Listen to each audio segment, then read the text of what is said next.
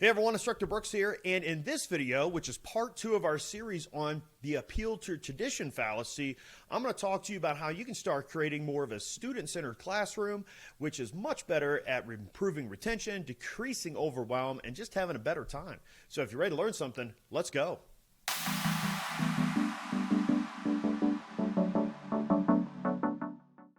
Okay everyone, so like I said, we're going to really focus in this video on how to create the student-centered classroom and what that actually looks like when you look at the roles of the student, the teacher, and of assessment. So first, let's look at how to battle the appeal to tradition. And that is simply with you have to create the student-centered classroom.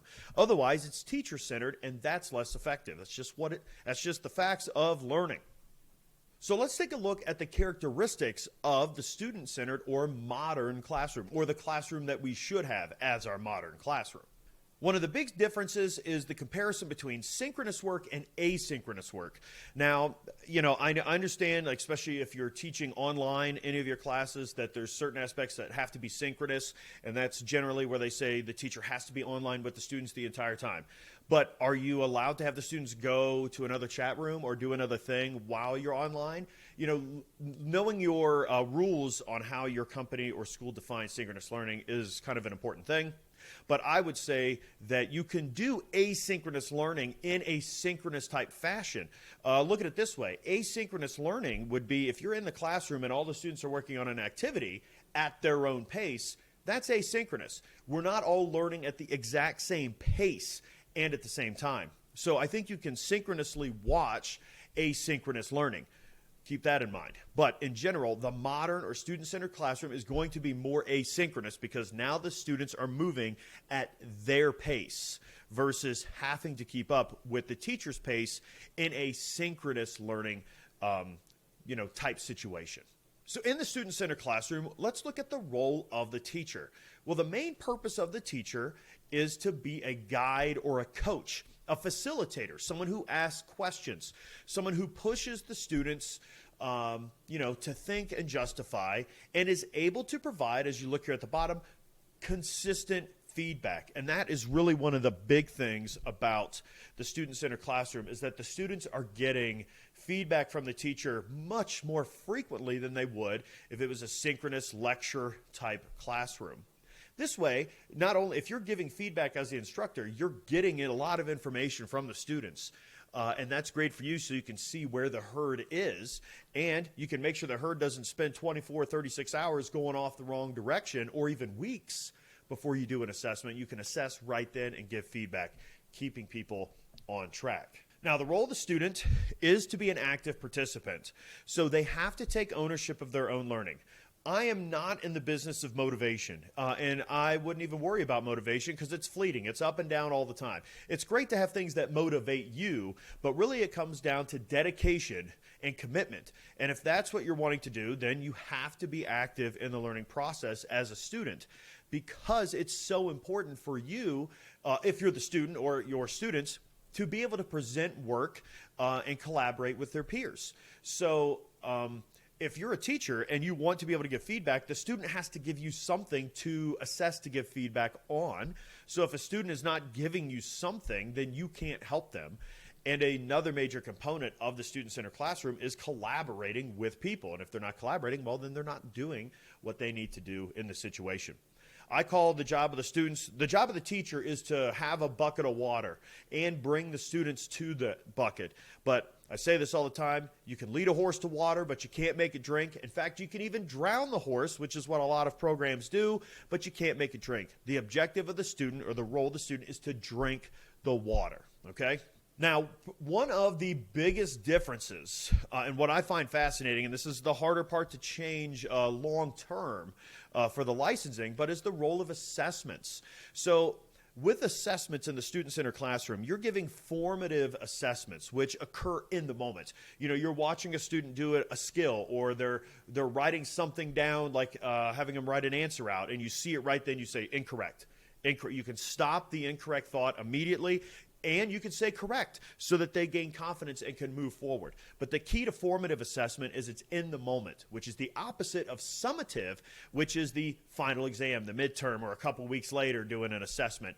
And that's one of the reasons those are so hard is because, well, you're only assessing them a few times when it's a whole big, huge thing. And who knows how far they've been off the rails on the way to the summative assessment.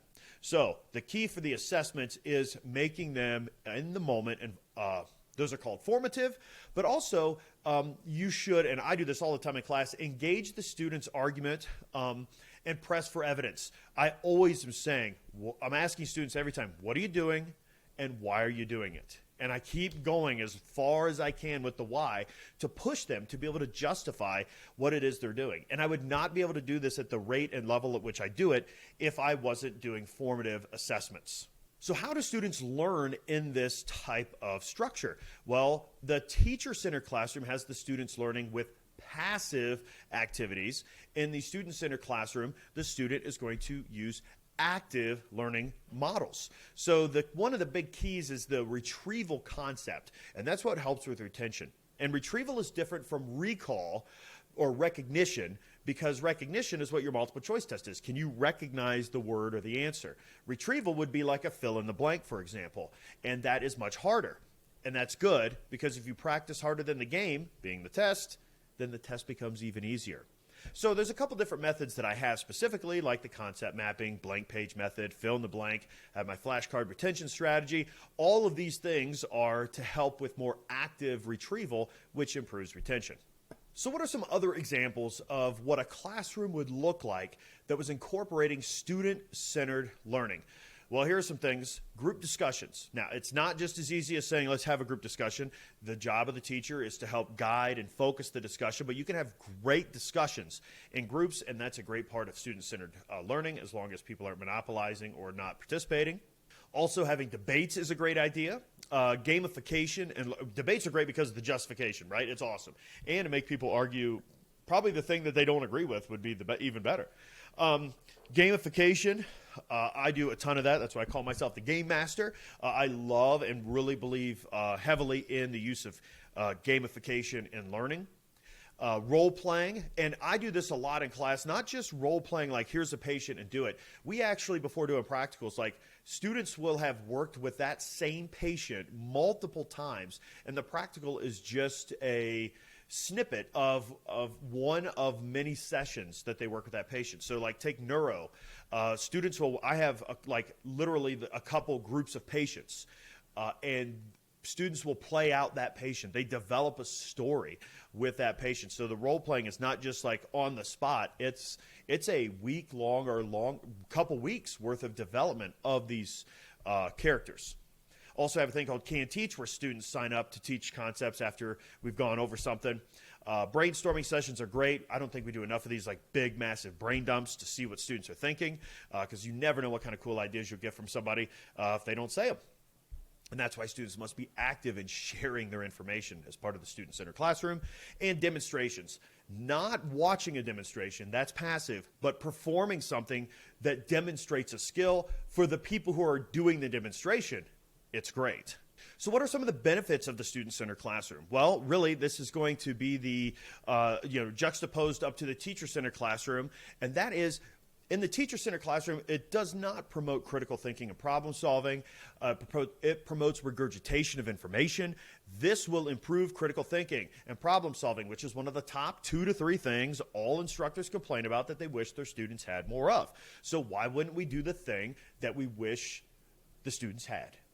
Also builds collaboration, communication skills. We are a healthcare team, so we should be working on communication, obviously very important. Increases student engagement because it's fun, and retention, okay? Retention of information, and if the students are having fun, they hopefully still are retained in your class. And it decreases overwhelm for educators and students. Because you're having fun and because you don't fall into the transmission fallacy where you just got to give the students everything, you are less overwhelmed as an educator, and the students are less overwhelmed with the information you're giving them. So what are some of the challenges with implementing the student-centered classroom?